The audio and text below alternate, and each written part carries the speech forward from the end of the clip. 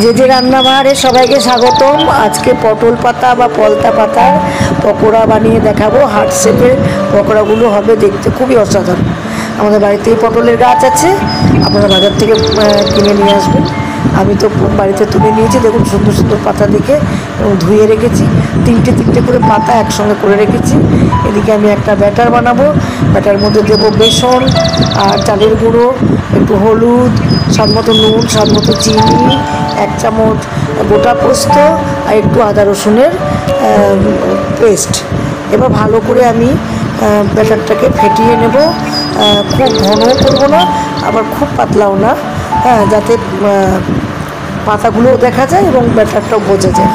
এবার ফ্রাই প্যানে আমি তেল দেবো। তেলের মধ্যে আমি আবার গোটা পোস্ত দিয়ে দেবো। এবার যখন একটু গন্ধ ছাড়বে পোস্তগুলো ভাজা ভাজা, তখন আমি ওই পাতাগুলো যে তিনটে করে রাখা আছে সেগুলোকে ব্যাটারে ডুবাবো আর ওই গরম তেলের মধ্যে ছাড়বো। ছেড়ে ছেড়ে আমি এপিট ওপিট ভেজে হার্ট শেপে দেখুন বড়াগুলো তৈরি হচ্ছে।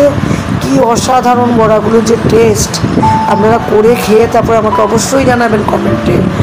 আর আমার চ্যানেলটা যারা এখনও সাবস্ক্রাইব করেননি তারা সাবস্ক্রাইব করে দেবেন, লাইক করে দেবেন। ভালো হলে জানাবেন। আরও মজাদার মজাদার রেসিপি আমি আপনাদের শেয়ার করব। রান্না করতে আমি খুবই ভালোবাসি। আপনারাও এই রান্নাগুলো প্রত্যেকটা দেখবেন এবং বাড়িতে রান্না করার চেষ্টা করবেন আর আমাকে জানাবেন কেমন হয়েছে।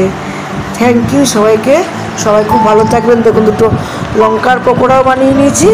ওফ, কি গরম ভাতে যে মজাদার খানা! সে আপনারা সাবস্ক্রাইব করতে পারছেন না, করে নেবেন এরকম লাইক। কেমন?